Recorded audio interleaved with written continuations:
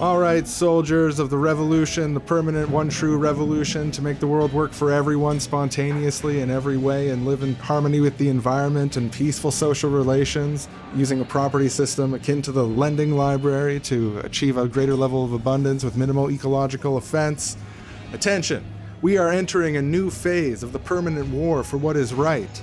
And the training manual is going to be updating. The direction from the top of leftism is we're going to be Bugs Bunnying them from now on. No more full-on straight-ahead offensives. No more traditional military tactics. No. From now on, we want to be fun, funny, sneaky, goofy. We want to be turning the tables on them. We want to bring the sass. We want to bring the attitude. We don't just want to win. We want to have fun doing it and make the audience laugh. When you place a banana peel or hand off a rubber chicken, it can't just stop the enemy. It also has to get a laugh. So they're all on our side. Got it? Now I'm worried some of you guys are soft. You're still soft on improvisational comedy. Remember, it is menacing to the enemies to be playfully aloof, okay? Now, can everyone please strike a menacingly aloof pose? Come on, you call that relaxed? Where's the sass? Now, you're trying to do menacing with your face, but what's menacing is how relaxed you are. Try to push your cheek up in kind of a cute way while you're laying on your side. Yeah, there you go. Cigar, nice. Yeah, eating a carrot, celery, that works. Good aloofness, guys. This is a war, okay? We need warriors. We have to be ruthless. We are going to have to humiliate them. We are going to have to make them embarrassed. And yeah, the natural empathetic thing is to say, oh, I feel bad for them. Look how embarrassed they are. But you're going to have to learn to shut that off. This is war. When you see them running into a tunnel that was painted on a wall and they smack their face, you don't have time to feel bad for them. Face off the tree branch limb that they're sitting on. That's just how war goes sometimes. You need to be at the back practicing pulling tiny objects out of small pockets. We do expect you to sometimes pull down their eyelids like window shades and then let go of them, causing them to spin up into their face. It's not a polite thing to do, but it works. And we don't have any time for this false military bravado, so uptight and clean-cut. No, we need to be willing to dress up in various disguises, dress up like a woman and make the enemies kiss you. Write that one down, guys. Dress up like their mother, dress up like an inspector, whatever you need to dress up as. I don't want to hear none of this. Oh no, I'm embarrassed to be in a costume. You gotta be tougher than that. You are a true warrior of the one true proletarian revolution. You have nothing to be ashamed of. Here we've set up an obstacle course. First you have to switch out the sign without anybody noticing. Then you have to dig a tunnel to sneak out around behind your opponent while they think they're sneaking up on you. And we finish it all off with a giant brawl, a big swirl of fists and hands. Whoever manages to be standing off to the side watching the whole thing while all their competition beats each other up will be the winner of the obstacle course. And look, you're soldiers now. I don't want to see anyone following a scent on the breeze, their little toes twinkling above the ground as they float towards a pie on a windowsill. That's all well and good on your own time. But you're a warrior now. I only want to see that if it's a feint. If you're doing it to trick the person who's putting the windowsill thing, who's trying to trick you, and you're reverse tricking them so that when you get to the windowsill, you turn it around on them somehow. That's the only time I want to see that. Yeah, and that meta rule actually goes for all rules that we set, really. It's like you can break any rule as long as it's for the bit, for the trick, for the... Yeah, it was all part of the bit defense is allowed in the military criminal court. And our judges will decide if it was funny and if the bit worked. And if the bit worked, then you're off. All right, soldiers, we got an early morning tomorrow, so I want to hear that honk wee coming from the compound in 15 minutes. At 0500 hours, everyone's going to be getting up to be hit in the face with a frying pan repeatedly, just like every morning. Roll up, welcome one and all, step right this way. Witness grotesque feats of verbal gymnastics. Prepare to be dumbfounded by our 100-foot tall bone. This is seriously wrong. Listen, you little wiseacre. I'm smart, you're dumb. I'm thick, you're little. I'm right, you're wrong. There's nothing you can do about it. You're wrong. You're wrong. You're wrong. Seriously wrong.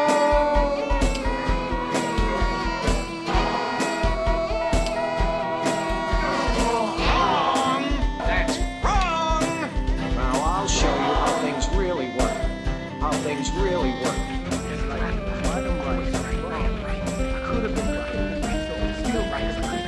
right?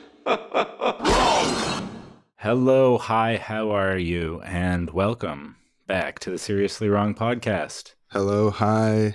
I'm doing well, thank you. And thank you for welcoming me. Even though I'm a co-host, it makes me feel very welcome to be welcomed by my co-host. Yeah, it's that's the point of welcoming people, is to make them feel welcome. You're on the show, Seriously Wrong. That's what we strive for. Yeah, that's a very literal way to achieve that outcome. Yeah, Say definitely. welcome, to give that feeling of welcomeness. It's like saying greetings to greet someone. Yeah, it's a good point. No obfuscation of intent there.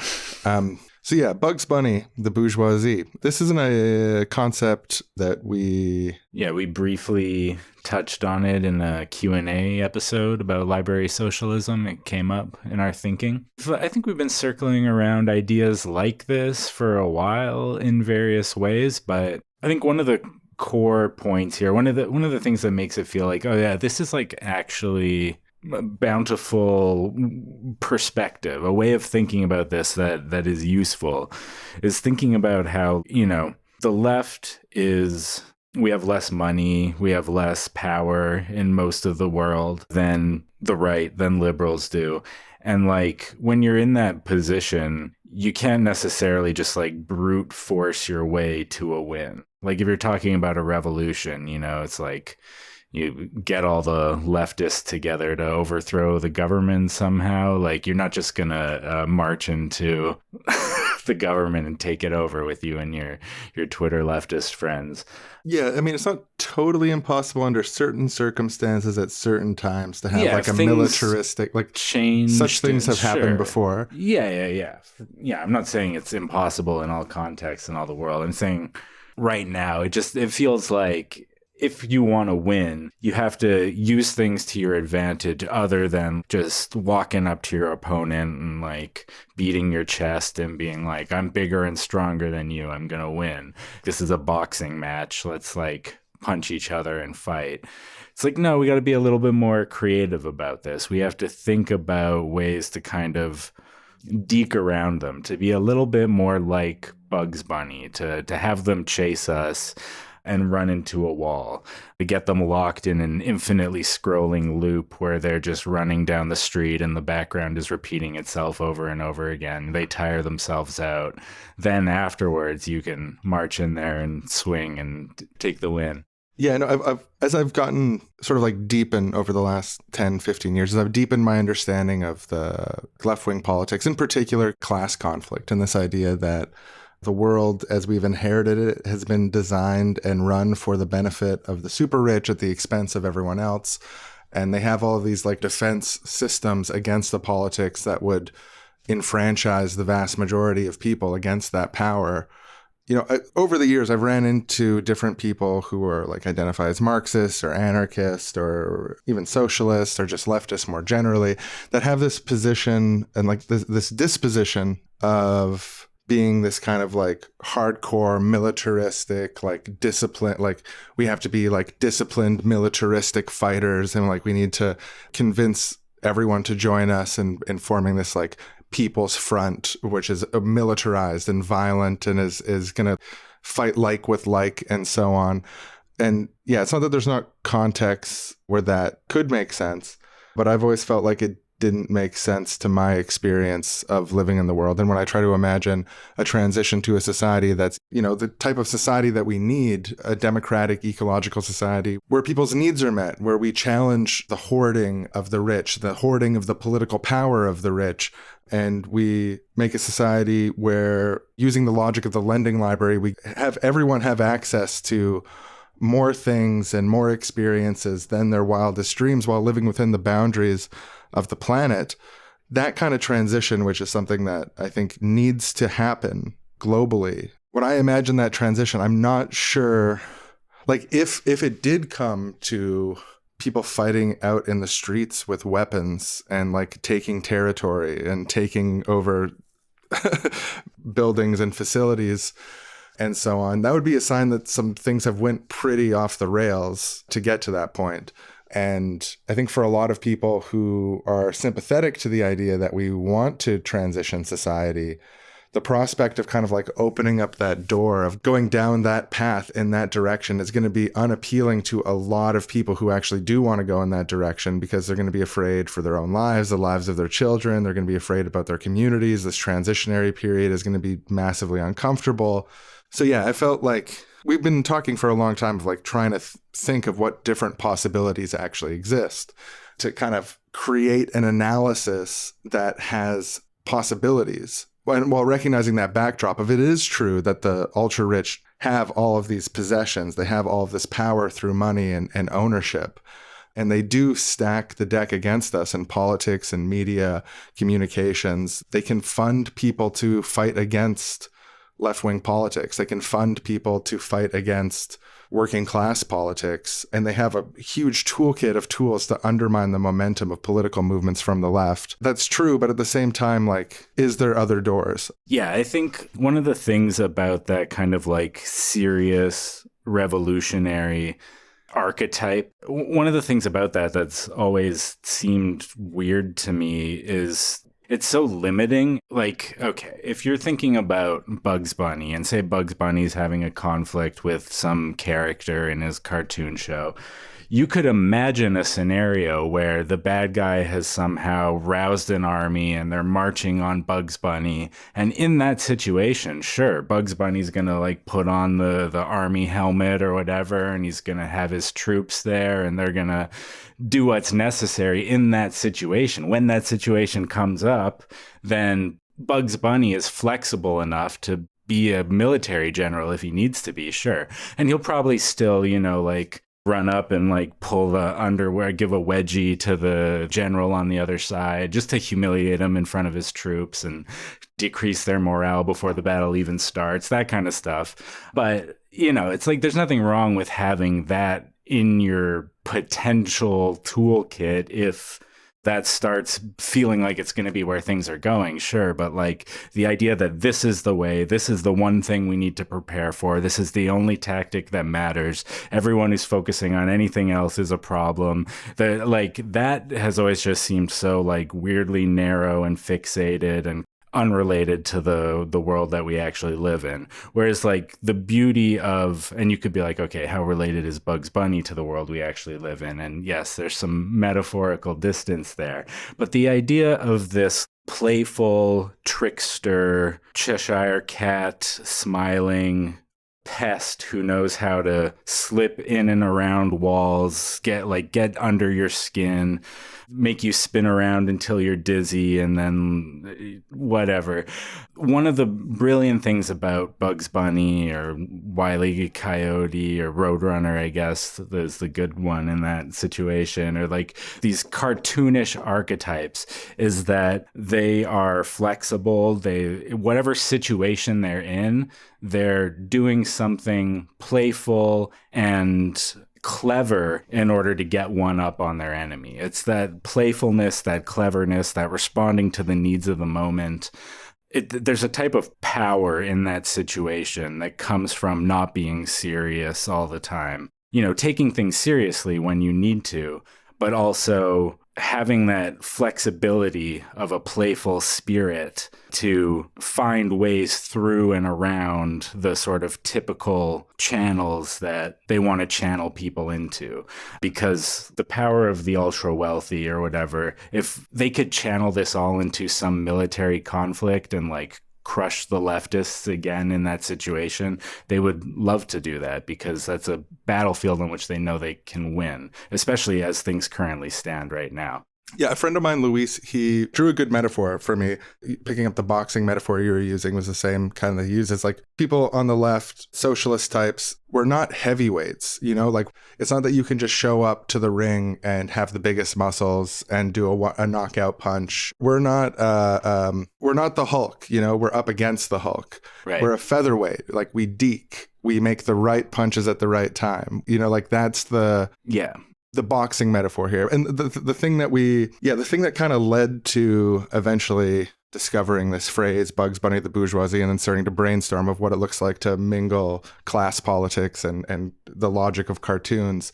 You know, what are our strengths? Like our strengths are that we can be smarter, we can be cleverer, we can be sneakier, we can mug for the camera, we can turn to the audience and get a load of this guy. Like that type of satire too is something that clearly upsets and undermines fascistic politics.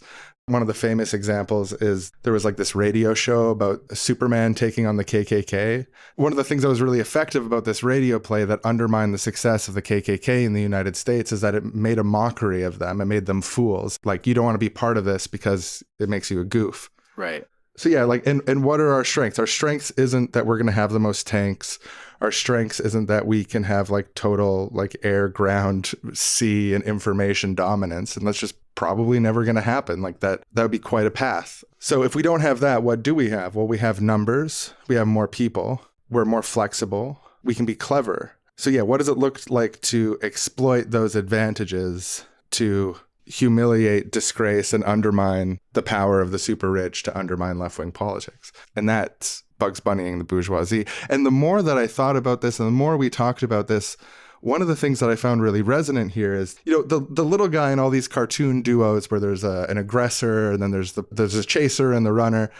The runner has this kind of like smirking immortality. And I feel like that really resonates with me of like how we should see ourselves as the masses, as the people fighting up against the power of this elite. You can imprison leaders or assassinate leaders and so on, but it's this mass of people. It's not about them, it's about us. And in that sense, you can never stop us. There's this distributed nature of it. And when we're attacked, we take the attack with a smile and a smirk, and we turn to the camera and say, get a load of this guy. There's actually an incredible narrative power there, I think, which is like when we think of ourselves as over serious revolutionaries and so on, there's a dispositional thing where you make yourself vulnerable to certain types of attacks and certain types of losses. But a more clear-eyed analysis of the Tom and Jerry dynamic of the bourgeoisie and the proletariat shows it's actually not like that. It's actually closer to immortality because it's a collective struggle, and that collectivity gives us a type of immortality. And then if you add to it this layer of the Cheshire Cat grin, the Bugs Bunny turning to the camera, the unwavering and unflappable, not even unapologetic, but beyond. It's beyond the framework of apologetic or unapologetic. It's like above it all, kind of not even acknowledging their framework. Yeah, we were talking about this immortality thing the other day, and the cartoon trope of like, they burnt Bugs Bunny to a crisp and all the ashes fall to the ground, and then the next scene is just back again. He's Bugs Bunny. He still completely exists. And it occurred to me that if you're talking about class struggle, if you're talking about proletarians, the masses, whatever, versus the elites, versus the bourgeoisie, there's a real kind of immortality to the proletariat, to the masses, that does not exist for the elites, in that there is no such thing as a society without masses. You can't have a society with only elites in it, because then they're not elite anymore. They just are the people. But there can be a society without elites. You can have a society of actual equality where there is no group of people who has disproportionate political, social, economic power over everybody else. So the elites can't create a society that exists without the masses.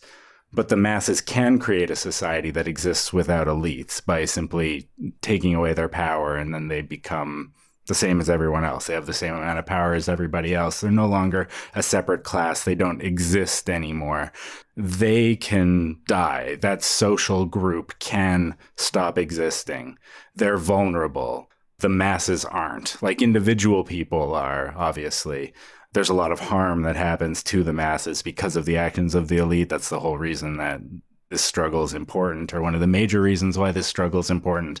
But we very literally cannot die. And no matter what they do to the masses, there will always be more masses. We will always exist.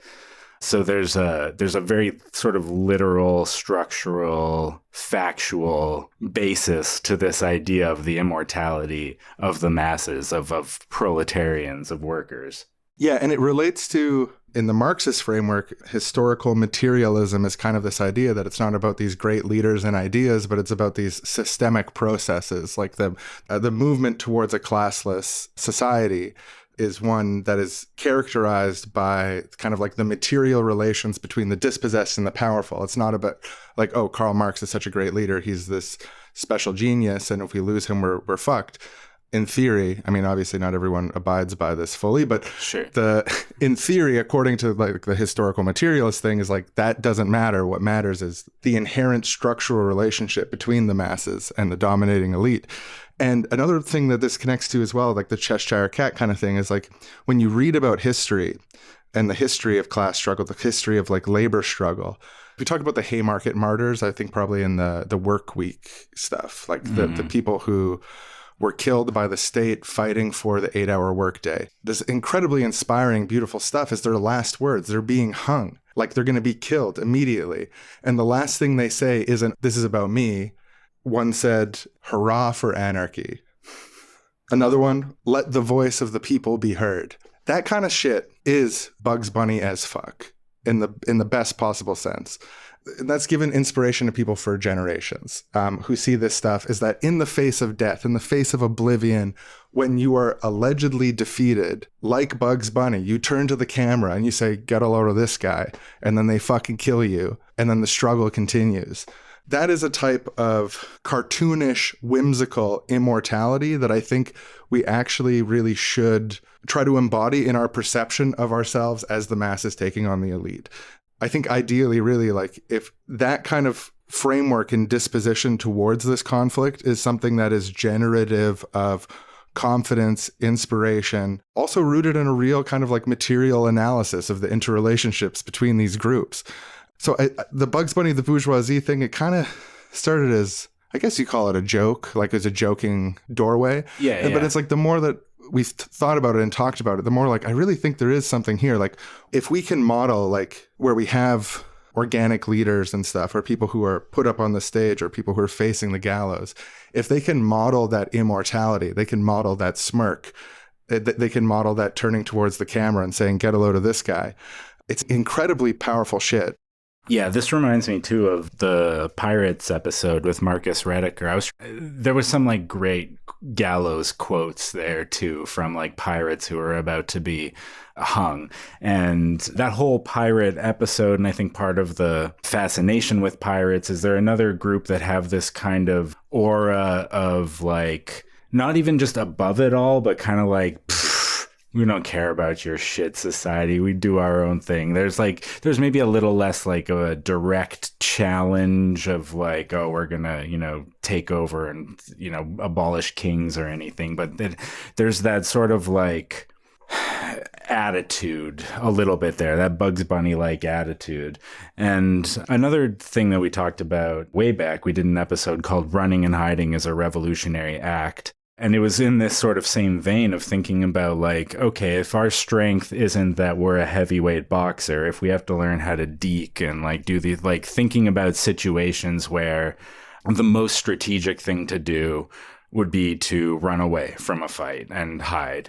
And then like thinking through that and being like, oh, there's actually some really great examples of this in history, like the Underground Railroad or the Maroons in various slave colonies, like people doing this running and hiding as a revolutionary act, and it actually like having these huge impacts. It was like a real brain twisting, perspective shifting thing where this joke that we came up with of like, hey, wouldn't it be better to run and hide sometimes? Like people calling us cowardly because we're not serious revolutionaries or whatever. It's like, well, sometimes, yeah, it's smart to be a coward. It's like, it's in this same vein. It's like these different things we've been circling in various ways in various places, or even just like thinking about the power of comedy in politics and the perspective it gives you on things. Like it just keeps like coming up that there's something real here. And then even like when we were thinking about this and like, oh, let's think through different cartoon tropes. One that we mentioned the other day was sawing off the branch on a tree when you're on the wrong side of the branch. It's like, okay, that's a weird, funny cartoon thing. But it's like, okay, but if we can actually convince these people with way more resources than us, way more money than us, who have all this political and economic capital that we don't, to spend their time sawing through a branch, thinking that they're hurting us, only to realize at the last possible moment that they've sawed off their own branch, that they've actually done damage to themselves.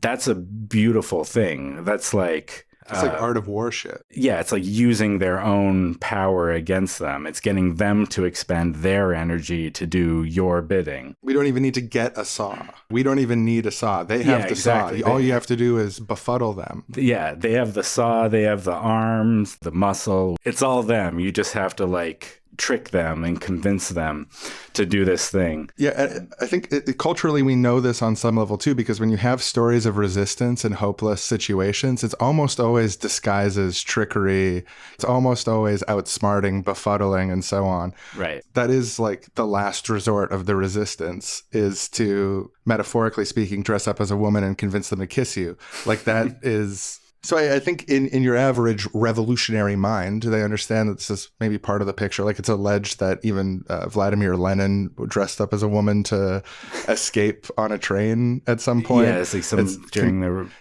It's, as I remember, it was like a contested anecdote, whether it was really true. But yeah, I saw a thing saying it was just a wig. Like it wasn't like fully dressing up as a woman. He just put a wig on to not look the same or whatever. That counts.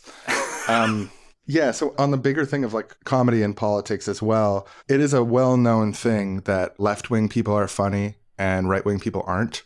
Right-wing people just genuinely don't know how to be funny.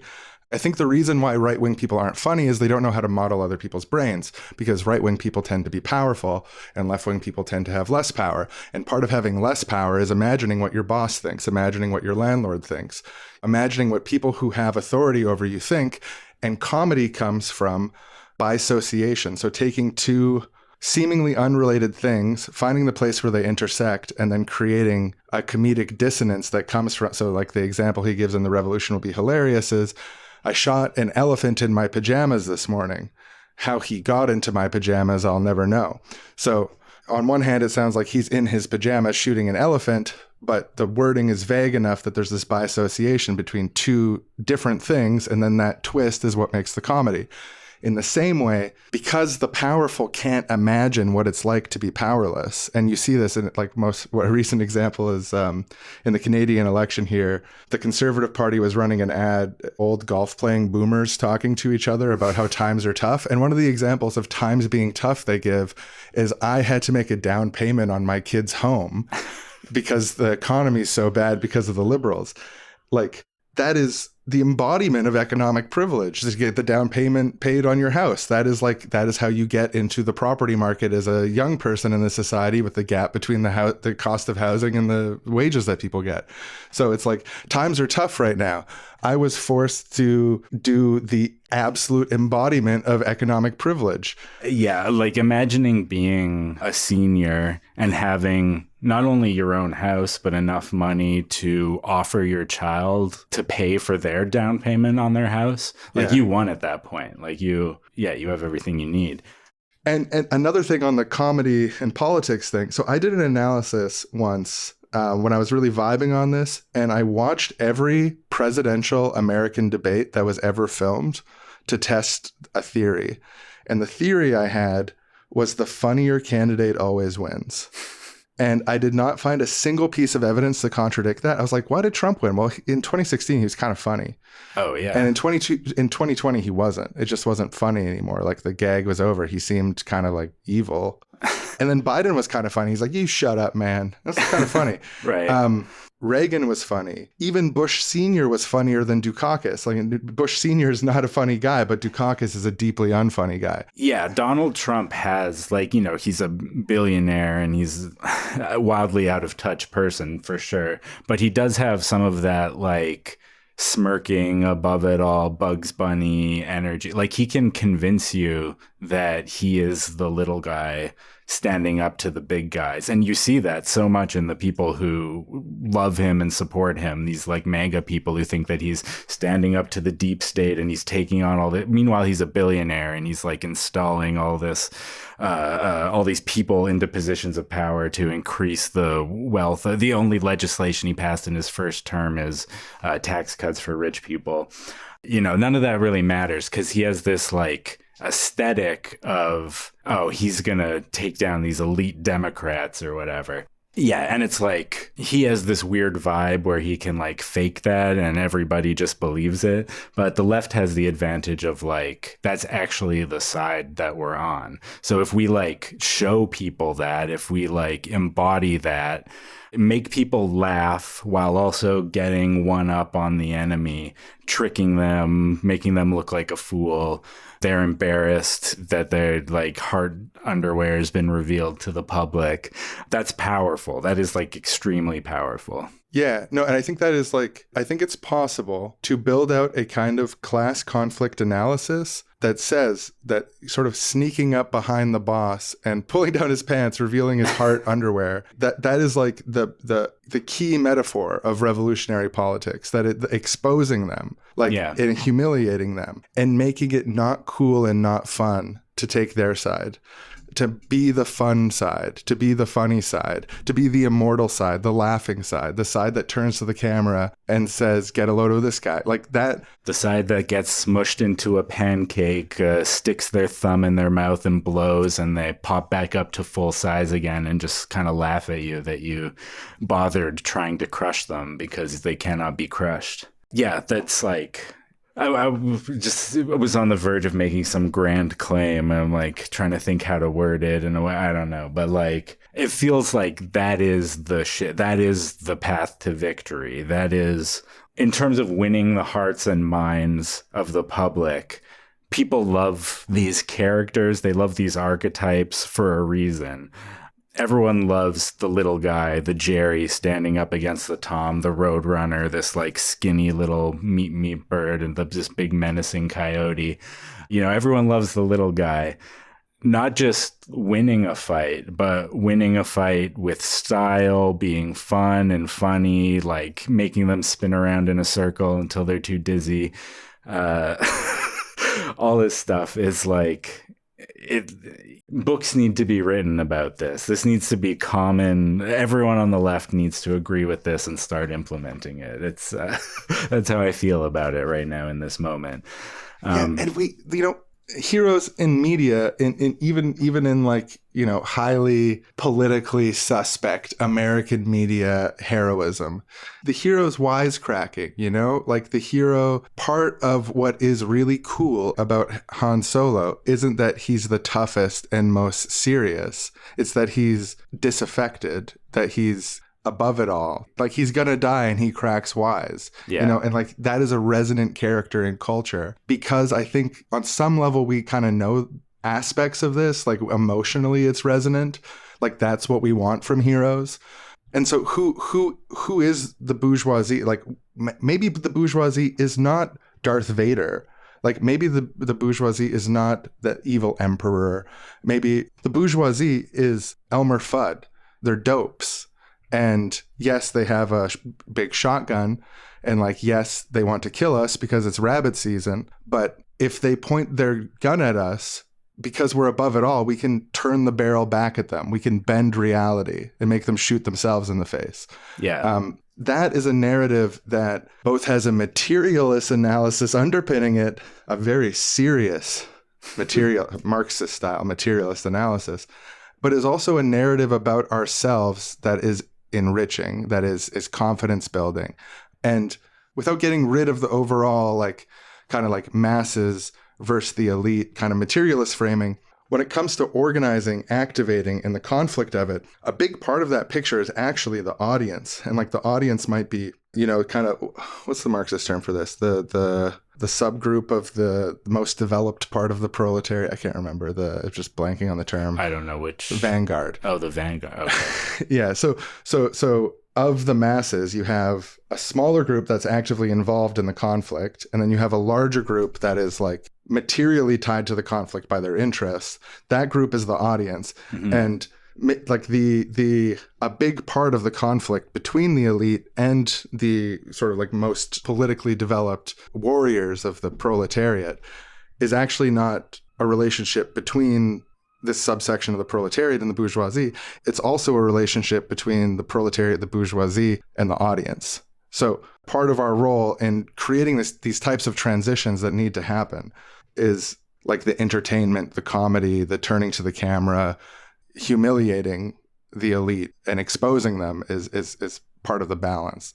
Yeah, because so much of making political change, it's inspiring people. It's making people feel like they're part of something, not that's just moral, though it should be moral, not that's just standing up against the bad guys, though it should be standing up against the bad guys, but that is fun, that you can identify with, that you like smile when you think about associating yourself with this movement, with this group of people. Because, you know, the biggest win that our opponents can get is to demoralize the masses. As we said, there's more of us. We are all the workers, run all the machines, build all the actual things, do all the actual work.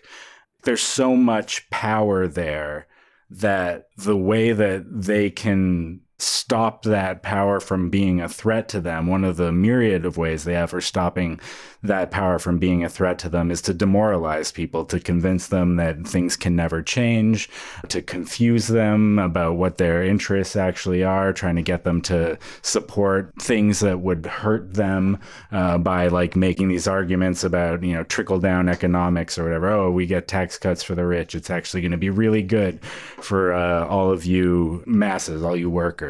So much of the battle here is the battle for people's emotions, for keeping people engaged, for keeping people inspired, for keeping people feeling like they're part of something fun. And like, if you can get people to do whatever political action you want them to take part in, whether that's, you know, showing up at a protest, electing a person to city council, signing a petition, whatever the thing is that you want to get people to do, if you can get them to see themselves as a thorn in the side of these people that they don't like, if they're like, oh, if I go to this protest today, if I write this letter, I'm going to annoy people that I don't like. I'm going to be the little Bugs Bunny bothering them. My vote is like me getting to smirk at them and to get one over on them. And it's fun. And we're all doing this fun thing together where we're going to make them so mad. That's a thing that's like fun to participate in. And if you can make doing the political actions that you want people to do fun, if you can moralize them, that's demoralize, there's no opposite. If you can inspire them, that's like the most important part, because if you have a bunch of inspired people behind your movement, then your movement has a lot of power. Yeah, and if it's fun, you don't even need to think that you're going to win. Like, if it's fun, you don't even need to believe that it's like, obviously you want to inspire people to believe that the change is possible, and like the change is possible, and we have to be reminded of that sometimes when we feel like things are looking hopeless. But if the process of getting there is fun, if you're part of something, if you're connected to things, like if you're connected to a group and you're able to like express yourself and identify with something, then the fun itself is enough to get people going and like to get people participating. And asking people to make sacrifices for something that they feel is hopeless is a futile ask. But asking people to have fun towards something that might be futile is a much easier ask. Yeah, it might be futile, but it will definitely be fun. Maybe you can annoy them on the way. Like, thinking about, we've been talking about this a lot because it was in our sphere for the longest time, this recent election in Vancouver, city election, candidate Sean Orr won a seat on the Vancouver City Council. In the previous election, and he talked about this in the episode that we did, he was at a Vancouver police union event or debate holding up a sign saying get police out of politics or something. Yeah, police out of politics. That's the kind of like thorn in their side, like photo opportunity moment. Like I saw that picture circulating on Twitter before the election and being like, oh yeah, this is like so great for the Twitter audience of people who like socialism and live in Vancouver, seeing this like get police out of politics, standing there at the thing, there's these cops all around,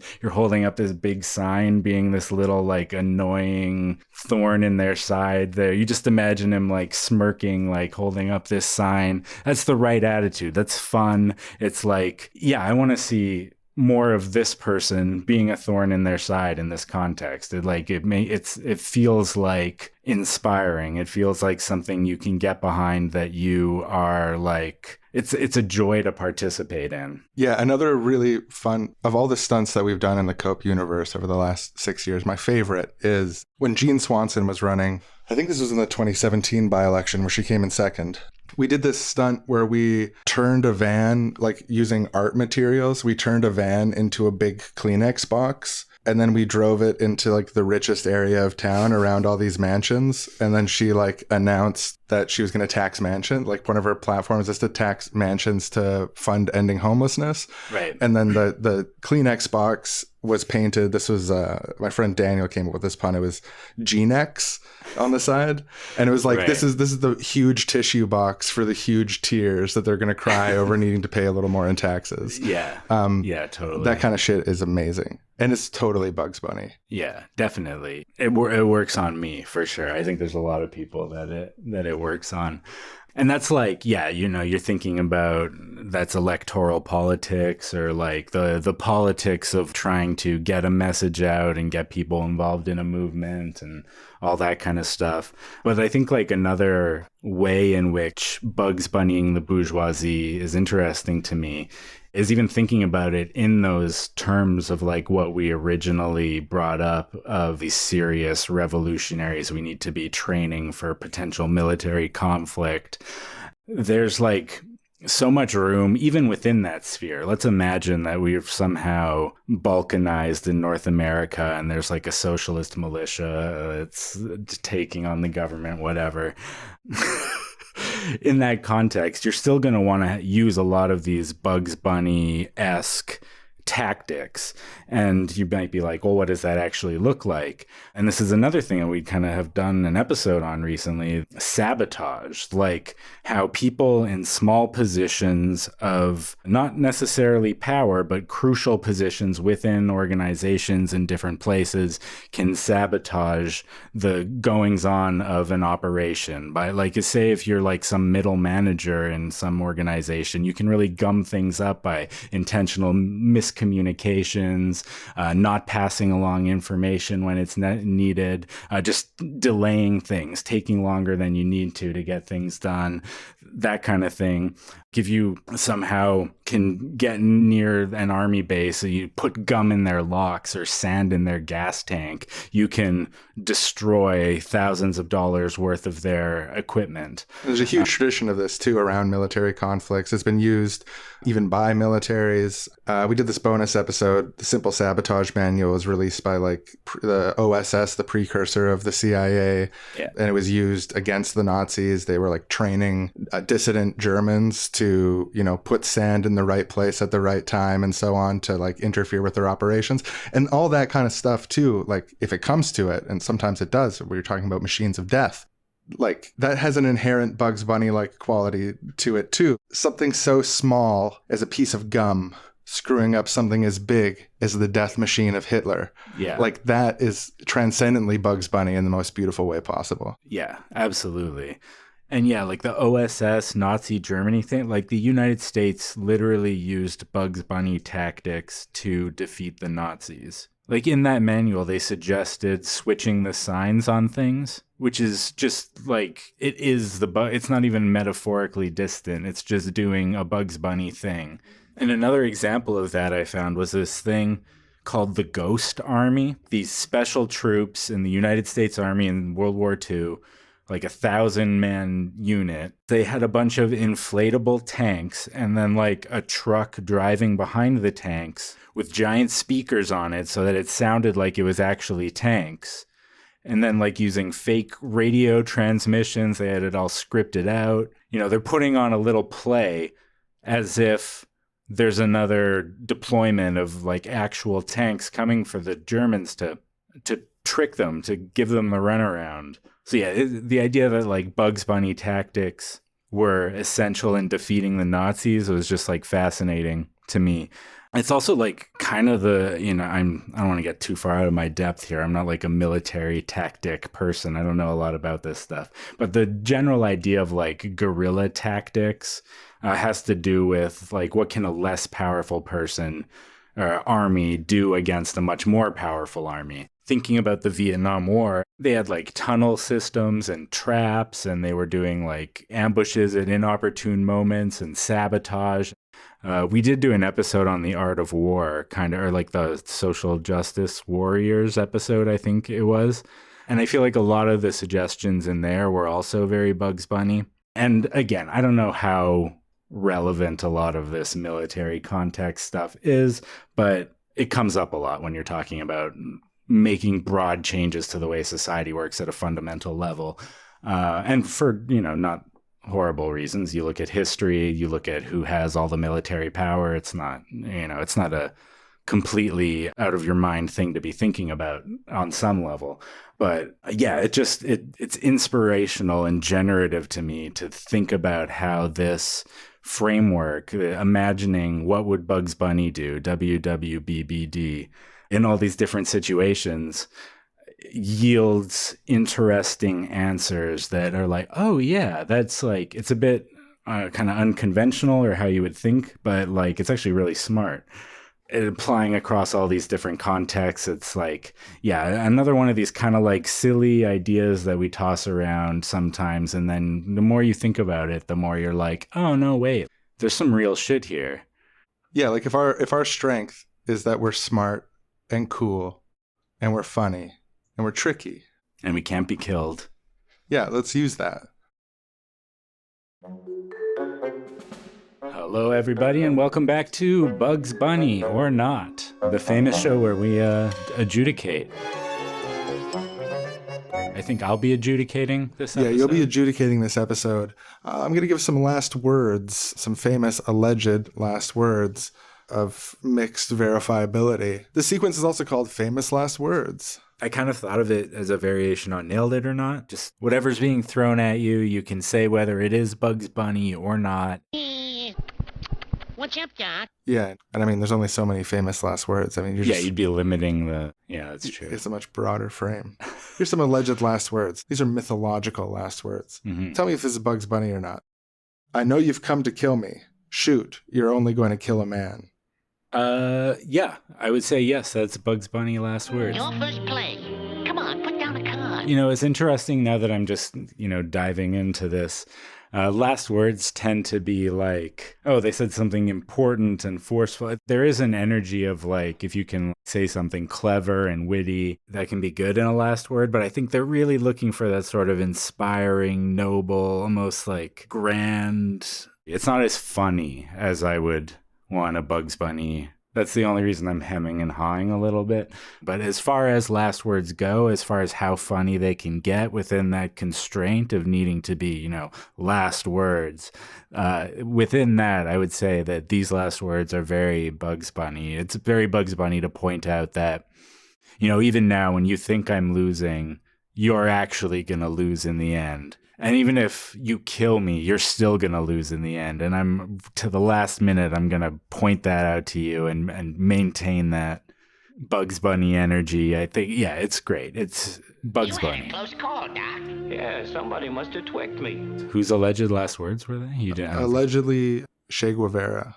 Yeah, if you allegedly said that, I allegedly respect it. Here's another alleged last words. This is also definitely a contested one, just like that one. Not just alleged, but alleged and contested. Yeah, welcome to alleged and both alleged and contested. It's the most interesting. This is the most mythological of all, where you have to start being like, it doesn't matter if it's true. What matters is what it means to people.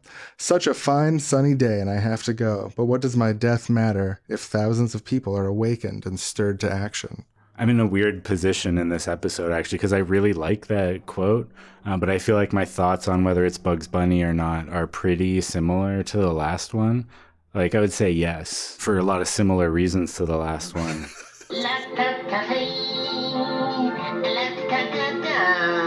But it is really good. It's like a clever thing to say at the end. That one's even a bit more funnier, ironic-y. Yeah, so allegedly that's Sophie Scholl from the White Rose, the student group that opposed Nazi Germany. Right.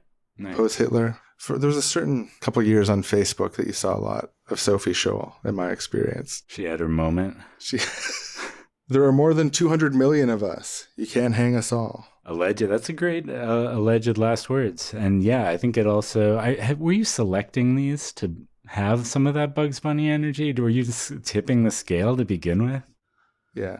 Oh, do you like it? Gosh, you stinker. I'm questioning your fine-tuned radar. I expected one of these to not make it narrowly, and that you... Right. I'm sorry. Yeah. Yeah. I don't want to insult any of these alleged authors of these alleged last words by... They're dead. They're dead. I don't care. But what if they're listening? Well, they got bigger things to worry about than our little podcast. If they're both listening and dead, I'm not sure what that means, but it can't be good. Yeah. And that was allegedly Zoya Kosmodomayanskaya. It's a long name. It's a lot of syllables. A 18-year-old Soviet soldier who was captured and tortured for burning German occupied villages, sorry. That made it sound so much worse. German villages. But yeah, no, I mean, she's allegedly right. They can't hang them all. There's way too many people to hang. Okay, here's another one. I only regret that I have but one life to lose for my country. Well, I'm very happy for the balance of this segment and overall to say that... That was already the next one before you said that. And before you flagged your concerns. I'm just saying I was... Oh, yeah, like it was already set up and... Yeah, it was already... Well, I'm just saying... That pause was just me reading some text. I don't think... I don't think that one's very Bugs Bunny. I would give that one a not. That's the first not Bugs Bunny of the episode, officially. From me. From my rating, anyway. I'm just but one judge, of course. But, yeah, for me... You're qualified for it. I'll say you're Bugs qualified Bunny. for it. Well, Warner Brothers... is that who owns Bugs Bunny? I think it's Warner Brothers. They might disagree, but... What a fairy tale. Little man, oh brother. Yeah, Bugs Bunny belongs to all of us. We know that shit better than them, honestly. They don't even treasure it. All they care about is the pursuit of the almighty dollar. Totally. It's compromising. And this is not to insult those last words. I kind of already forgot what they said, but... I regret that I have only but one life to lose for my country. I closed it. It's like Nathan Hale. Which country? That's going to really affect... Nathan Hale, yeah. United States. He said it in 2004 in Iraq. Okay. Yeah, I'm not big on these last words. No, it was actually a revolutionary. It was a revolutionary war hero. Sacrificing yourself for your country is not very Bugs Bunny. Sacrificing yourself can be if it's good for the bit. Yeah. But also, it's also inherently Bugs Bunny to not die. So that's a counterfactor. Yeah, I mean, that's kind of a counterfactor against all of these by definition, since they're last words. Yeah. And, Bugs Bunny potentially will never have any last words. He definitely won't die. He may just be kind of forgotten and nobody draws him anymore. You could cut forward to his last words. Oh, you mean like in-world last words? Yeah, he could have in-world last words for the bit. Yeah, like older in the future. He's like in a care home or he's like tied up to machines at a hospital. Yeah. Surrounded by those little bunny children and grandchildren. Yeah. That was Bugs Bunny or Not, the show where we rate last words, allegedly, according to how Bugs Bunny they are. And now back to the show. Get a load of this, folks. It says here, a constant menace are the gremlins who wreck planes with their diabolical sabotage. Oh, murder. So thinking about the intersection between the logic of cartoons and the slapstick of it and the revolutionary, transitionary, ecological, working class politics, the path to a better world, thinking about that intersection, I mean, obviously that implies that as we're trying to, defeat the powers that be to liberate the people, things that might be involved could include, falling anvils, stretching limbs, painted tunnels, slapstick violence, pies left on windowsills, tying things into knots, pulling people's eyelids down like window shades and slapping them back up on their foreheads. And those specific examples are great, and we could, extrapolate on them all day. I think most of them are obvious how that could be applied in a revolutionary context.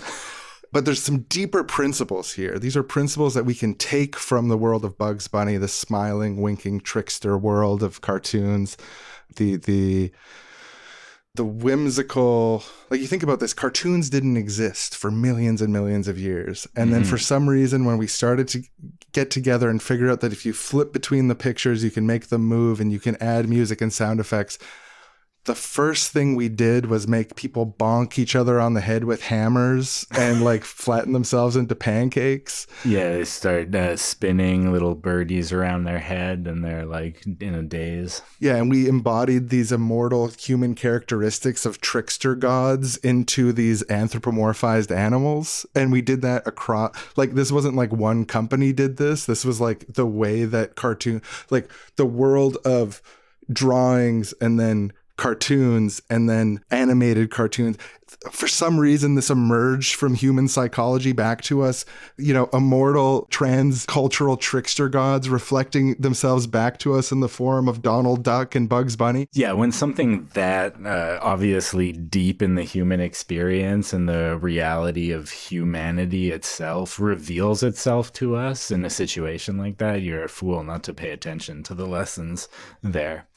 Yeah, it has something to say about us, and it has something to say about what we want. It has something to say about the human spirit, that what delights us, what moves us, So I think the first big category, the first principle that we can take into organizing towards a transitionary movement towards an ecological and democratic society where people have their needs met.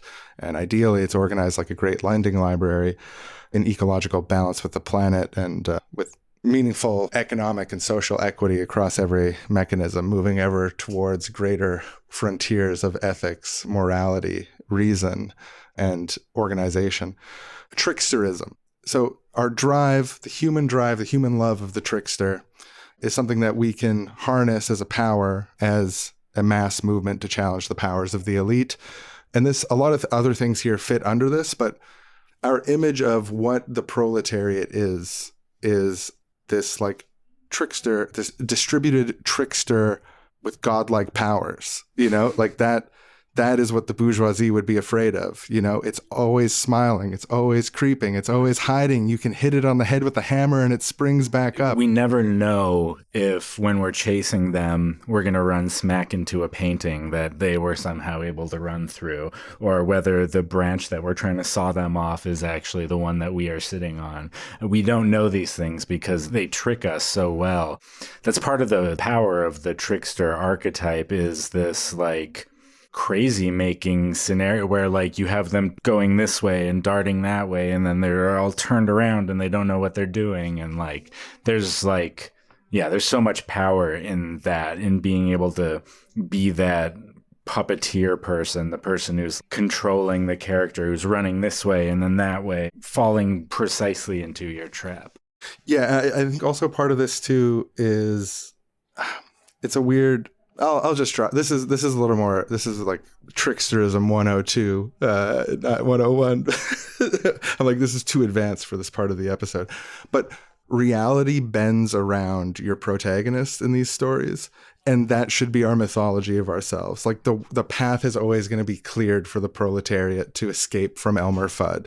The world, that's how we carry ourselves, but then also that is the image the bourgeoisie should have of us, is like, we are the lucky ones. We like, the world will literally bend for us because it will be funnier if the world bends.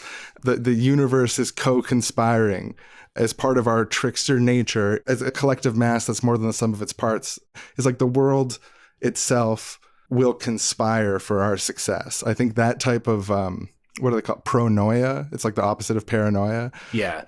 It's like, what is a winning campaign, but like convincing enough people that this is a winning campaign.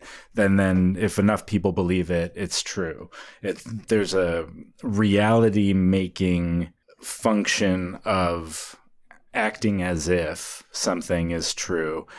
And if you can hypnotize enough people into it, for lack of a better term, it becomes true. And, the other side uses this to their advantage all the time. We talk about things like manufacturing consent and the negative effects of mass media and the way things are framed. People who are protesting against the genocide are framed as terrorist supporters, or like these ways that they like attempt to talk things into reality by just making enough people believe something that isn't true. We also have the benefit on our side of supporting things that are like actually true, actually moral. I mean, if you believe in equality, if you believe that everyone deserves access to the things that they need materially, and that everyone should have a say in the society that they are a participant in, then we're on the morally right side as well. So that advantage of being right, combined with the confidence of this trickster persona, of this ability to speak things into reality by embodying it, like you're saying, being these people that reality bends around because we say it will. Yeah, and it's kind of the intersection between asserting something about the world that if other people believe it, it will more become true, like you're saying, but it's also like it's almost like a self-help thing. It's like a way of thinking about yourself and your community and your movement in a way that encourages productivity and the opposite of demoralism. Yeah, exactly. It's a winning combo, I think. So we're sort of already getting into it, but my next point here is whimsical proletarian immortality. And I think every aspect of that is important, the people can never be defeated because there's more of us in there. And if you defeat us, it's going to be another couple weeks and we're going to be back. You cannot kill us. You cannot kill our ideas. We are immortal. We represent the people. It's not even that we represent the people necessarily. It's that we're always going to fight on behalf of the people. We are always going to work with and for and for the interests of the people. I think that distinction is slightly important. And there will always be people doing that, no matter how many of the leaders you take out. There will be other or compromise people. Or flip or whatever. Retire. Yeah, and that also, that tricksterous confidence that we were talking about is deeply tied into this. But I think thinking of it in particular as immortality, but a whimsical immortality, is important. Like, the serious person who says I am immortal will die, Yeah, and whimsy also relates to tricksterism. It's like part of the package, the complete package. Like, triangles are the most structurally sound shape. And if you remove the whimsy, it's going to be less structurally sound.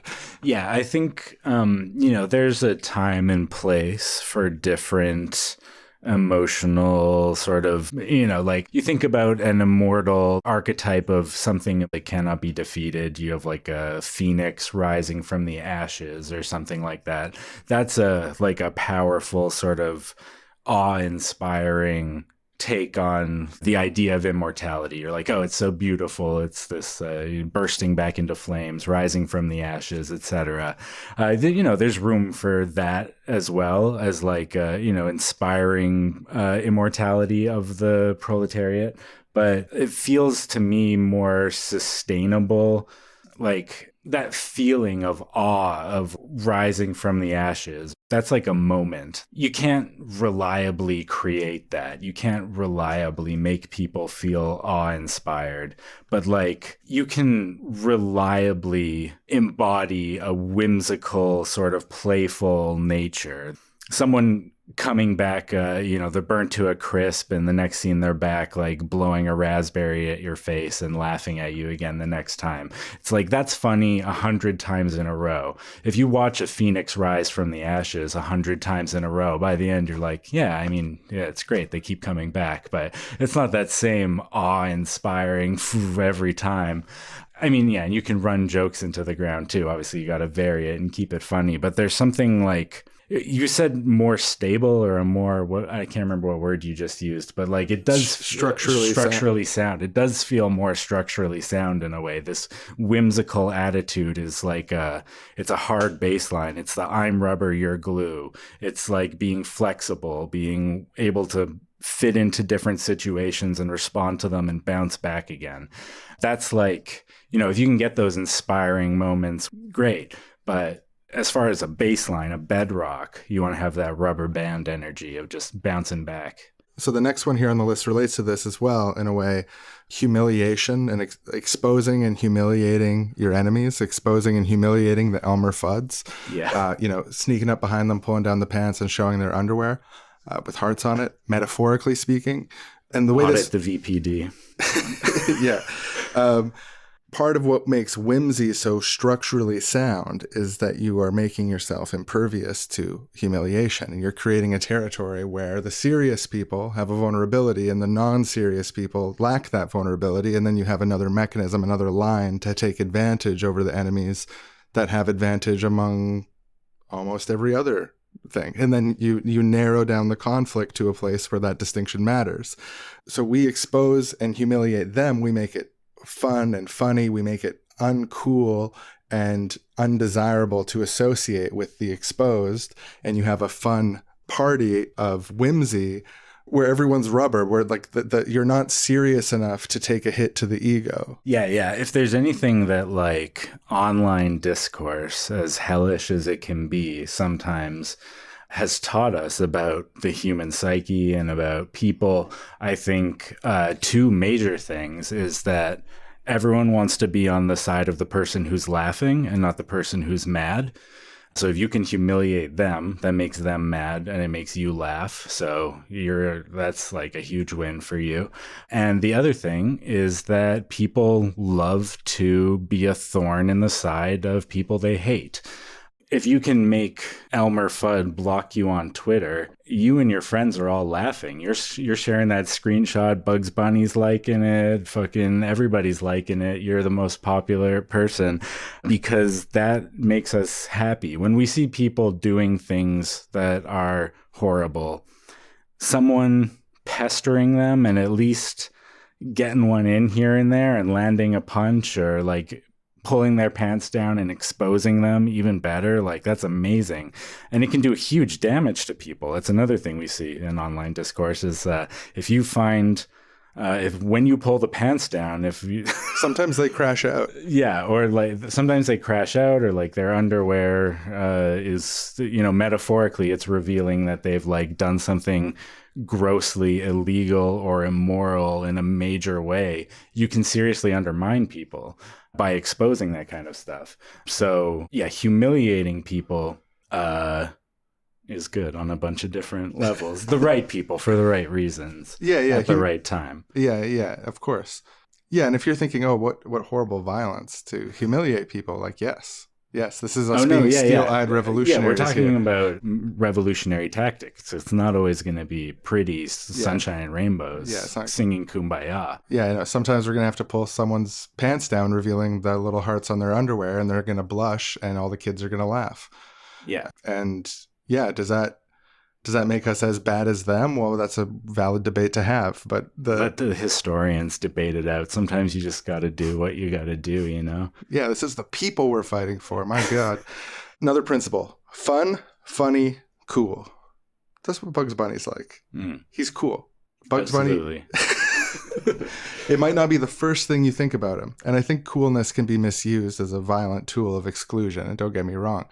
But there's a type of organic coolness that, like, you see Bugs Bunny, you see him bounce back, you see him dance around Elmer Fudd, you see him debase himself and undermine himself and sell himself out for the purposes of defeating the truly loathsome. Yeah, That's he cool. like That's cool as hell. It's just like doesn't take himself too seriously. And he's like, yeah, not that self-important kind of arrogant cool. It's more of arrogant towards certain people, but it's more of a rubber bandness combined with a willingness to not take yourself so seriously, have that fun, be like funny, be able to like make a joke about yourself and point out that the other side is not willing to do that and use that to your advantage. And we the oppressed and dispossessed masses, we are funny. It is just part of the territory. In some sense, it's a coping mechanism. Sometimes it's a survival strategy. Sometimes, for various reasons, like comedy involves modeling how other people think. And that is one of the tools, one of the advantage areas that the masses have over the elite, because the incentives are distorted for the elite, in affluenza and like the kind of like disconnect that the rich and powerful have. It disadvantages them in other ways as well, but in particular, it really does disadvantage their sense of comedy, joy, and mirth. Yeah. At the very least, the audience for their kind of comedy is limited to people who relate to them more deeply than they relate to the other. I was thinking about this, like, because to them, they'd be like, oh, this poor person smells bad or something. And they all laugh. They're like, oh, that's the funniest thing I've ever heard.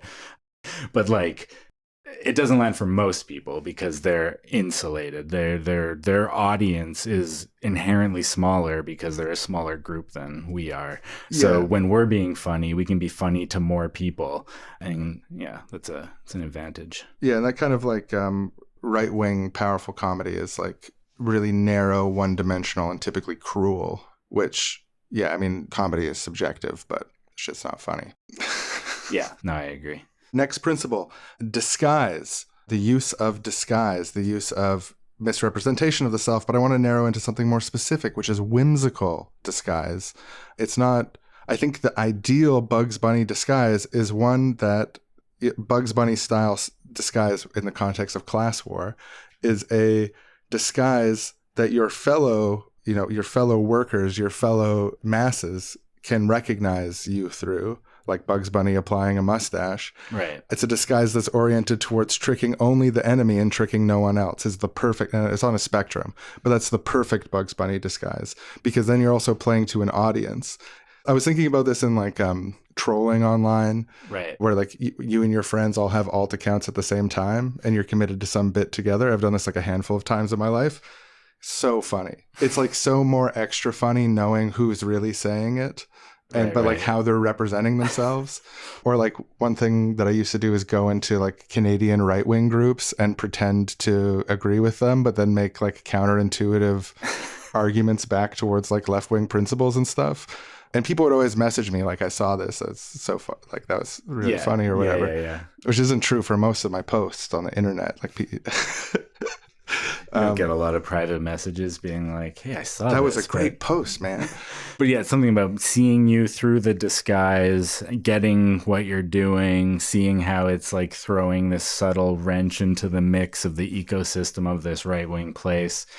Putting on this paper-thin disguise other people can see through.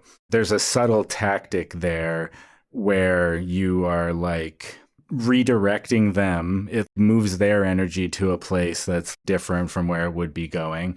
They're like talking about this thing you said, or they're trying to reformulate around it because it's like some people are agreeing with it. It's like you're throwing off their vibe, their narrative, the echo chamber of like what's gonna be most beneficial towards their goals.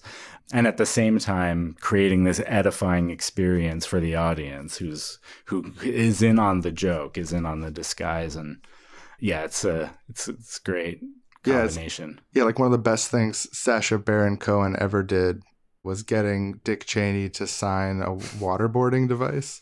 Yes. Right. Yeah. That's some great, disguise work. Yeah. That dissonance between the interaction. That's the thing, is like your enemy is also having a different interaction. And you as the audience, the masses who oppose torture, see him humiliated in a way that he can't even himself recognize through the use of disguise that you can see through. Like that is Bugs Bunny as fuck. Yeah, like I always loved the Yes Men, that like political satire group that they like pretended to be ExxonMobil on the news and stuff. So the next one also kind of relates to this a little bit. It's breaking the fourth wall.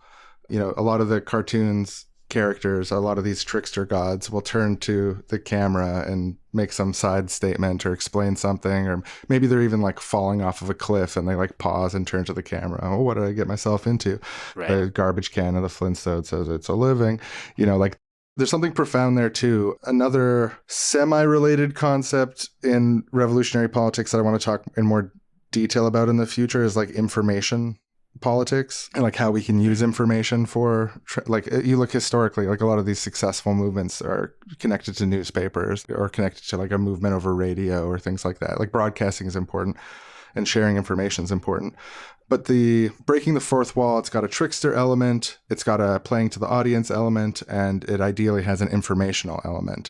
Yeah, that when I think about that metaphorically, it really zeroes in for me on this ability to unmask the enemy and reveal the truth about them. It's part of the pulling pants down to humiliation thing. There's an element of revealing the truth in that. And even in this disguise thing we were just discussing, like you can, if you're the Yes Men or you're Sacha Baron Cohen, there's a truth that is being revealed through tricking people into this vulnerable position where they feel safe with you and then throwing these curveballs at them.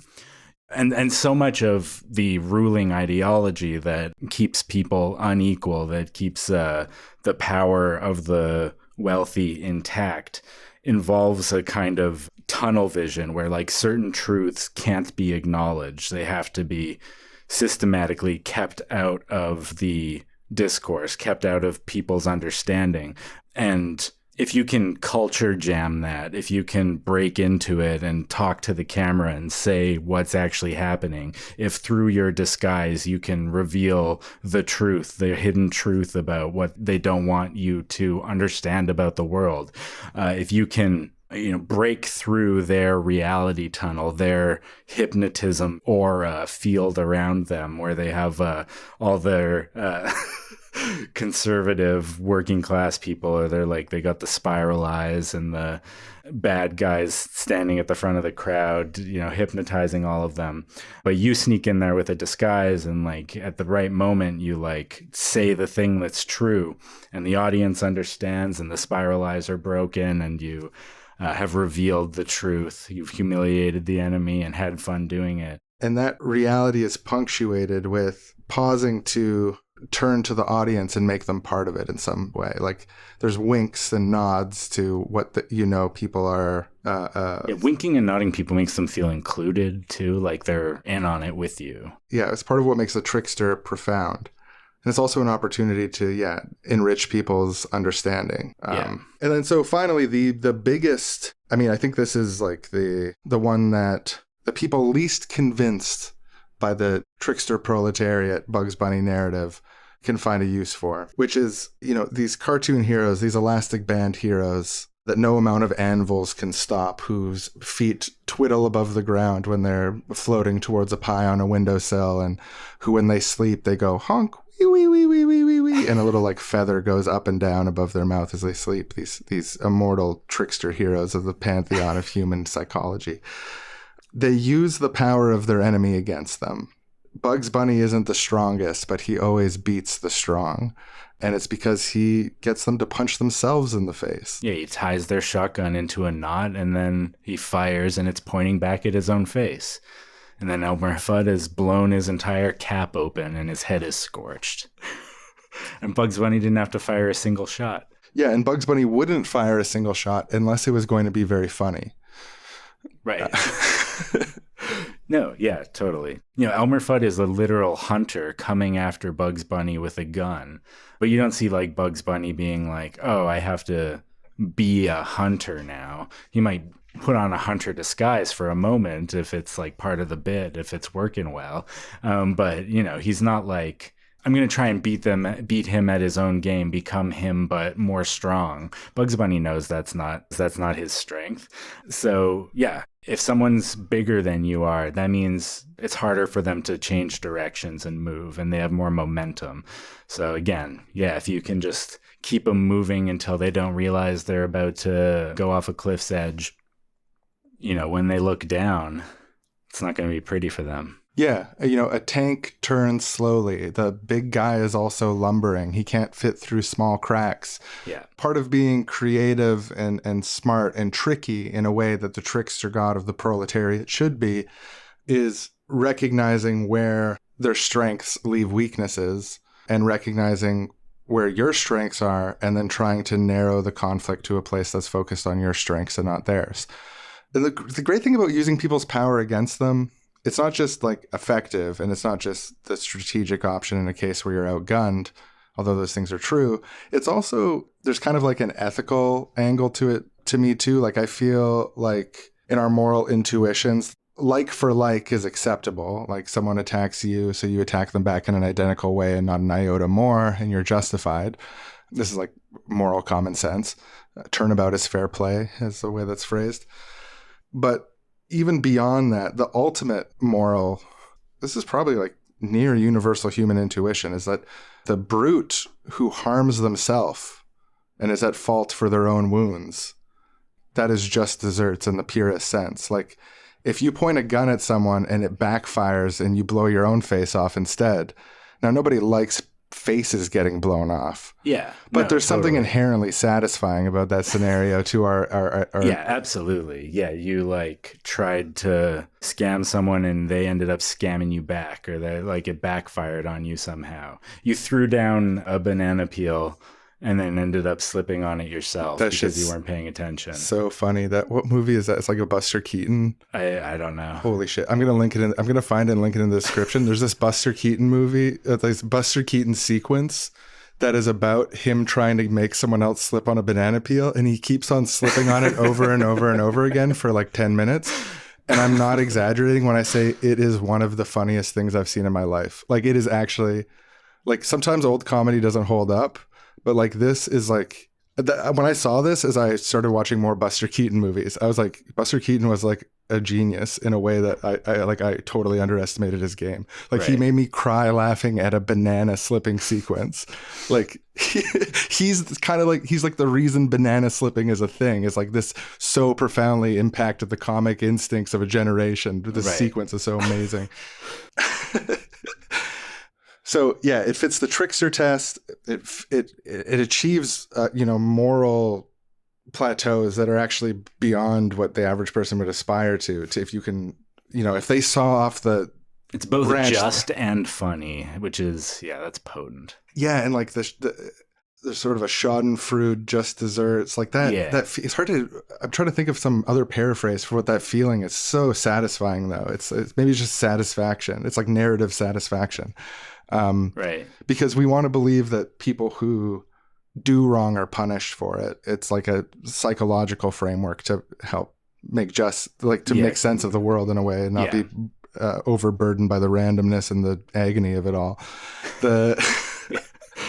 So if you can make it your strategic disposition that you are trying to create as many scenarios as possible where your enemy pulls the lever on the TNT and it's them who explodes, I think you will have like the immortal and undying support of humanity for generations to come.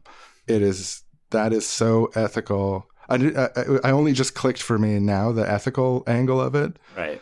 And I don't say this lightly, but that is one of the most ethical things possible. Like that is like the peak of narrative ethics is just desserts.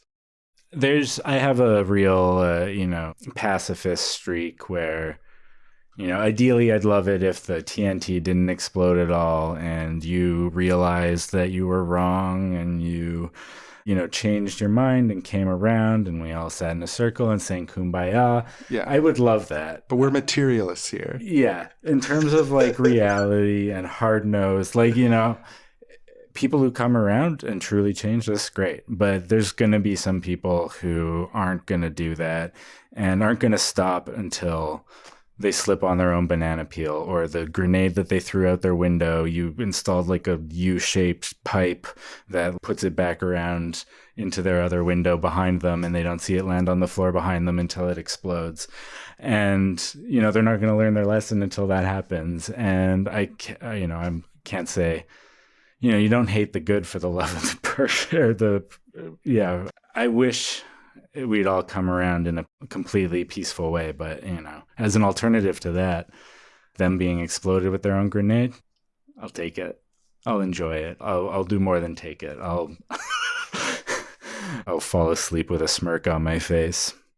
Yeah, like any feeling, bleeding, loving person, on some level, we all mourn and are upset when Wile E. Coyote runs directly into the wall that's painted like a tunnel. I mean, no one deserves that, to run full speed into a wall like that where you're flattened like a pancake. Yeah, and in a sense, like, you feel bad for him for being so duped into this ideology that he has to catch the Roadrunner. For what? It's never explained. There's never given a solid reason why he needs to. Yeah, I think he eats other stuff on the cartoon sometimes. I mean, I'm sure he's survived for years without ever catching the Roadrunner. He clearly doesn't need... He's got a vegetarian and ethically sourced source of food. Yeah. But he believes that he needs to catch the Roadrunner. Yeah, it's kind of like a Moby Dick thing, I think. Like, it's not about the... Yeah. It's not a functional desire. I mean, that's the beauty of the casting the bourgeoisie into the Wile E. Coyote and Elmer Fudd role, the permanent chaser who can never catch, is like they're tormented by it. And you're literally just beeping along the highway, like that is the emotional tenor, I think, of class politics, that it will be successful. That is something designed for the political information landscape of the modern day. It's like a key component, I think, using their power against them in a way where it sets up this almost narrative or idea about the nature of social reality, the nature of the world, and it's something that you can enact through your actions also. So it's both like the world bending for us, that trajectory, but it's also something that you can enact, is like people are proportionally punished by the world for their own violence, like for their own domination, for their own... That's the world that people want to live in, and you can find enough evidence for it to keep it going. Mm-hmm. And a lot of these tactics are about, again, using their own strength against them. That is like, there are ways where you can bring that reality into existence more than it already does. It's like, it's not a true rule of the universe that everyone gets their just dessert and everyone who does wrong is punished for it or whatever. But it does happen sometimes, like you say, and there are opportunities all over the place to sneak around in a disguise and plant the right sabotage in the right place at the right time to make it a reality more often. But yeah, that's a core revolutionary principle for the alteration of a society from an unjust one into a just one. The Bugs Bunny, the bourgeoisie. Yeah. Marxist scholars around the world, take note. We expect many treatises to be written about this very soon. Yeah, and do what you want with it. Just please give us a footnote just so we can track it. Yeah, and I mean, we're in this situation, right, in the world. We all know it. Even the people who don't know it on some level, which is that we're heading in the wrong direction in so many different ways. We have such a legacy of violence and pain and destruction that we've inherited that needs to be corrected. We know from the natural sciences that our climate is in danger. Like, we've got deforestation, we have CO2 levels rising, we have loss of species. People also feel deeply that we have like a democratic crisis, that people don't have a say in society, that a small group of the very powerful have a disproportionate say on the rest of our lives. Like, these are all things that are, like, everyone knows that. Like, it's not all these, like, there's some people debate about the climate stuff or whatever. I guess people debate about all these things, like frauds and rubes in coalition. But like, everyone basically knows that. The next step, everyone's not here yet, but I think the case can be made, is that necessitates a political transition to a new society. Like, there's enough wrong that we've inherited that tweaking on the margins isn't going to be sufficient to get us from point A to point B. There needs to be some sort of sweeping mass global motion towards a society that respects the existence of ecology, respects the existence of ecosystems, animals, and the world that we live in, and respects people and enriches people in ways that allow them to live full and meaningful lives in places that they're deprived of it currently. And part of that is necessarily distributing the power that is over-centralized amongst the super rich to other people in a fair and equitable way that allows for participation in society that isn't one based on domination of the powerful over the powerless. But, you know, we need to have a really, really serious conversation about how that could be possible. I don't think that we should get hung up on saying things that we feel like we're supposed to say. We shouldn't take ourselves too seriously, and we should risk being wrong in that process of developing the things. But I have total confidence that we can do it. I'm not sure if, 6 years, 12 years, 50 or 500 years, but we can do it. Yeah, I think we need to play to our strengths. And I think we've talked a lot about what our strengths are in this episode. I think there is a lot of untapped potential that exists, not trying to best them on their playing field, but to create this more elastic Seussian Alice in Wonderland playing field where we can confuse them and change the world around them and bend the laws of reality to our will. The world does seem to be getting worse. It's felt like it's been getting worse my entire life in certain ways. There's certain things sometimes, it's weird when you talk about this because there's different trajectories of different things where like sometimes one thing is getting better and another is getting worse. But like one thing that has felt constant, and one thing that, when I look at history, I see, it has been pretty constant for a really long time, is the wealthy and powerful manage to use that wealth and power to exercise out undue influence on society in ways that helps maintain their power at the expense of everybody else. And thinking about that long history, it can feel demoralizing. But when I look at this framework and when I think about like how true these things feel and how much success you can see from people who are even taking small parts of this in different parts of the world and history, and thinking about examples of people with much less power getting big wins by being that thorn in the side, being that Bugs Bunny, embodying that Bugs Bunny energy. I do feel like there's a real opportunity to vastly alter the course of how things are going and move in a much better direction. I feel like there is enough untapped power here that if it were to be tapped into, there would be an unstoppable force. They would literally be on the floor, dazed, with birds spinning around their heads, with their kind of turning in a circle before they even know what hit them. Yeah. And then we would reorganize society in ethical, democratic, and ecological ways. And then we turn to the camera, we say, "Ain't I a stinker?" We now go to the Wrong Boys brainstorming their new family cartoon, Paymaster and Loafer. Paymaster and Loafer. I think it starts with like this peaceful, there's like serene music, and Loafer is sitting back on the shore with a fishing rod, and it's scenic, there's birds, and he's like leaning back, Yeah, and he's like, kind of pulled down over his face, a piece of straw sticking out, just feeling like chill. Yeah, and he's enjoying the moment. He's talking about how great it is to not work and how he doesn't need to work, and maybe behind him there's like 3 big bags of money. One says like inheritance, one says lawsuit, the other says welfare, and I got everything I need right there.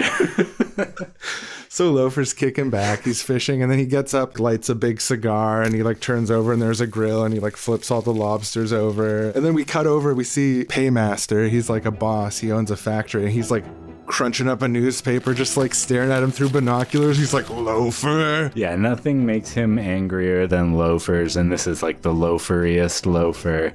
He just hates it. He hates seeing somebody who's not working when they could be working, when he knows his factory needs workers and they could be making so many more frying pans. He's a frying pan factory owner. Yeah, he's got a frying pan strapped to his back. And maybe it's like, you know, when in cartoons they like turn to a steak or something if he's hungry, maybe he looks at Loafer and he like turns into like a factory line robot, like moving he's frying suddenly pans. standing up straighter, and he like picks up a frying pan off the factory line, and this little sparkle comes off it, and the worker version of Loafer gives a thumbs up, and you zoom back out of the little fantasy, and Paymaster, he's just salivating at this idea. He's like, I gotta figure out how to get this Loafer. There's like a series of escalating attempts to capture Loafer and bring him back to the factory. But maybe the first one as he comes forward is just like, oh, you look like an honest man who would appreciate an honest day's work. I sell frying pans, and, you know, I think you'd be great for my factory line. But then, you know, like Loafer needs to turn it around. Maybe he says, like, I'm too busy. I've just got too much to do. I couldn't possibly squeeze that in. And he's like, you're not busy. You're the least busy guy I've ever seen. And it actually makes him mad that someone like that could say that they're busy, which is why he takes out his frying pan and tries to hit him with it. But then he hits himself in the face with the frying pan. Yeah, Loafer just like kind of easily ducks out of the way. Maybe it looks like he's not even ducking on purpose. He's just like, oh, my treat, or I'm going to pick up this thing. He just casually leans over. He's not even paying attention to Paymaster's about to hit him. He's just kind of doing his own thing, moves out of the way. Yeah. Paymaster's arm spins around in a big circle, and the frying pan smacks him on the head. Yeah, he's like, I'm not going to your factory. He puts in his earbuds. We can hear he's listening maybe some classical music or something, like that Looney Tunes kind of feel. And the sequence is him like skipping through the forest without a care in the world, picking up rocks, you know, going and fishing and stuff. The whole time Paymaster creeping by, he's so angry that he said that he was busy, that he's trying to hit him with the frying pan. He just repeatedly keeps hitting himself in the face with the frying pan. One time it bounces off a tree, one time it swings over his head. So yeah, Paymaster gets so mad. Then you see him go to the city, and he goes to the real estate office, and he points to a part on the map, and then he's like counting money on a table, and then he comes back with like a bunch of planks and nails in his mouth, and he like sets up a fence around this fishing area. He's got his head wrapped up with like the white bandages, and you can kind of see some red around the edges there. Because he's been hit in the face with the frying pan so many times. Yeah. And so he builds the fence right around Loafer, who's fishing. And then 3 police officers come in and carry Loafer out and then throw him. You know, he's standing there at the gate. And puts a big sign on the door that says, frying pan factory employees only. Private property, yeah. And he's like, I got you now. If you want to fish at your favorite fishing hole, you've got to come work at my factory. He's so happy with this idea. He's bought this entire lake just to capture this one worker that he really wants. You can have a sequence that's like, first he changes the sign that says no frying pan employees allowed, and like flips it around and goes inside and starts fishing. And then like Paymaster comes up to kick him out, and he's like, no, pointing to the sign and waving his finger like, you can't. Closes the door on him, and he's like trying to open it, and he's like leaves like in a huff, and then like comes back with a frying pan and tries to knock it down and hits just flips the sign to the opposite, and it's like, you're not actually allowed here, motherfucker. That's what the sign says. So then the police come and throw him out, and they put a big padlock and a number thing on it, and say, and you have to like put in your employee card. Oh, another thing too is that he could show up in the disguise of an employee and like have a card, and like the bit is actually a good bit. Paymaster's there at the gate, and then he comes up and dresses an employee with like a mustache or whatever, and he's like, oh, here to fish, and he's like, yeah, let me get that for you. He like hits the code for him and opens it up. That deserves its own beat there. After all these escalating conflicts around the fence and so on, he does sort of like dejectedly, I think it'd be funny, this feels kind of Daffy Duck to me. Loafer loses at one point, like all hope is lost, and he becomes a worker, and he's like, sadly, he has to like go to work at the factory to get access to the fishing hole. He's like just sadly clock in and like bags under his eyes, go to work and be depressed, and like spending his whole day making things at the factory. And then I'm like him laughing above him and stuff. He's been completely subordinated to the there's like a sequence of like a day or two where he's reeled down and out at his lowest point. And then he like after work goes over to the fence, opens the door slowly. He's got like sad eyes, and then he like fishes for like 15 minutes. It's like, you may see him at home doing depressing stuff a bit too, like this embodiment of how depressing capitalist life is. Like you have conveyor belts where like the frying pans are hanging down from them. Yeah, they're like cooling after they come out of the press, all like molten hot on the clothesline basically, but it's like a moving upside down conveyor belt where all the frying pans are hanging in a row. This has been seen in the factory multiple times, part of the background. Yeah, you all these understand depressing that it's there. sequences. Yeah. And the bit there is just how depressing it is, to be clear. But in the background, we're establishing all these things in the frying pan factory. Like there's a part where a frying pan gets like shot out of a little chute and then lands somewhere else, you know? Right. There's big stacks of frying pans. There's a forklift that moves big boxes of frying pans that you see them nailing together, like the side is nailed on. So, you know, just keep that in mind. The side is just nailed on. Yeah, at the center of the factory, there's this enormous frying pan hanging from the wall above a certain door, and it has like the logo of the frying pan company on it. Maybe in his office he has like the first frying pan that his grandpa made in the factory. It's like his prize antique frying pan. Maybe he takes pizza parties away or something. There's budget cuts. And yeah, that's one of the things he offers at the beginning. He's like, you smell this frying pan, my reheated pizza in here for one of the staff pizza parties. So he takes away he announces sadly. Yeah, at his lowest point, sorry, the pizza party's been canceled. So everyone stops working and they start loafing. Like they're just kicking back around the factory, fishing in industrial pots and like hanging on hammocks between different machines and stuff, like this lazy scene. And then he comes out like mad at people and they're saying that they're busy. Sorry, I'm busy. They're showing off their whole schedule is all filled with loafing, and he thinks Loafer's the ringleader, so he's trying to catch Loafer, and it's like a chase, but like the walls have eyes and they're made of the proletariat, and it keeps on getting tripped up, and then machines are turning on and he's getting hit in the face with all the hanging ones. Yeah, they're like up on the catwalk above. He's chasing them and he trips, he falls down onto the conveyor belt and he's moving, getting hit in the head with the frying pans one at a time. Gets dumped into a big box of frying pans. The side falls off and they all land on him.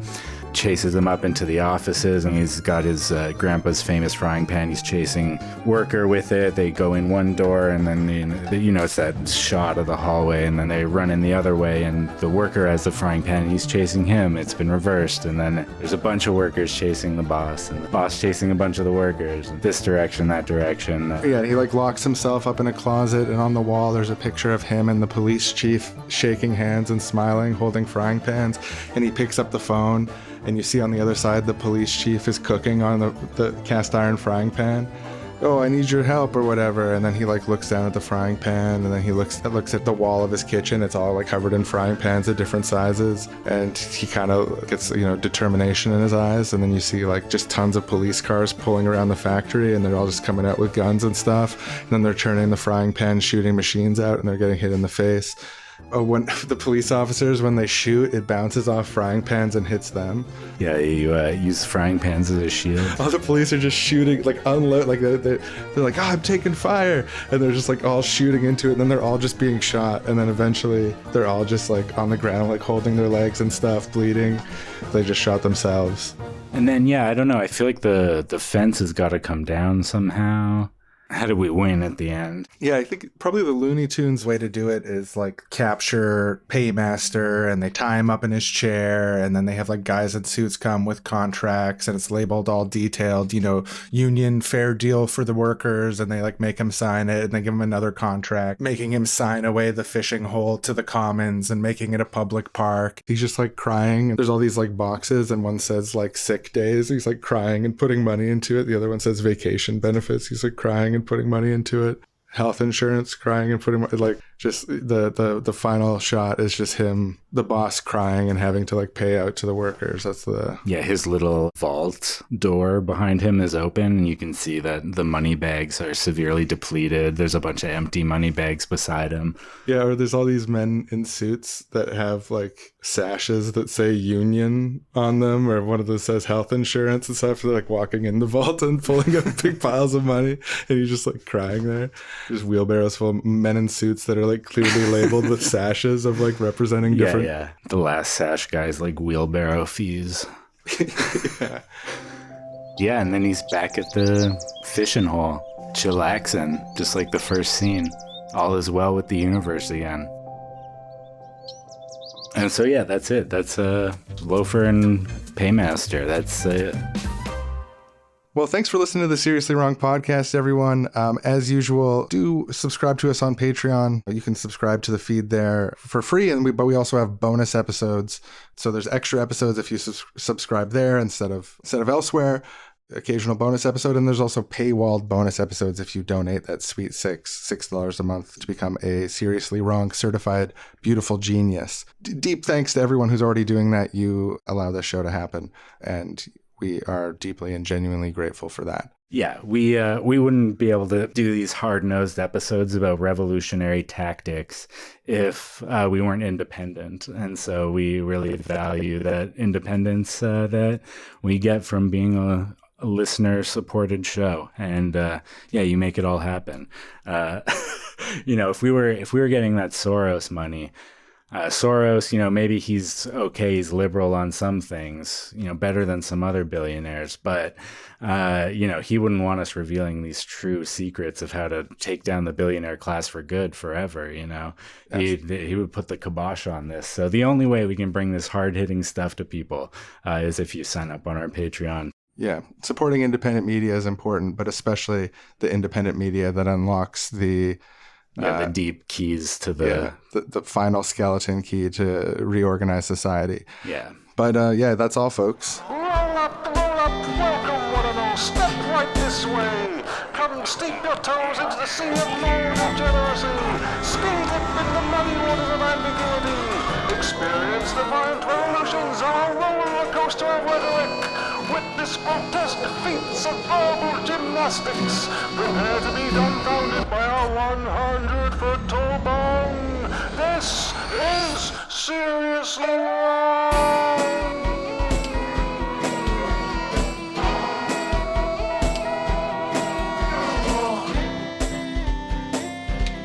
What you're wrong with? Seriously Wrong. Listen, you little wiseacre. I'm smart, you're dumb. I'm thick, you're little. I'm right, you're wrong. There's nothing you can do about it. You're wrong. You're wrong.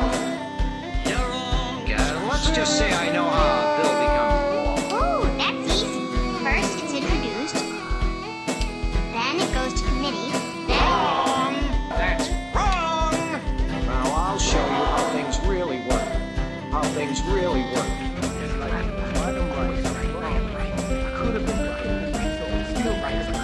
Right?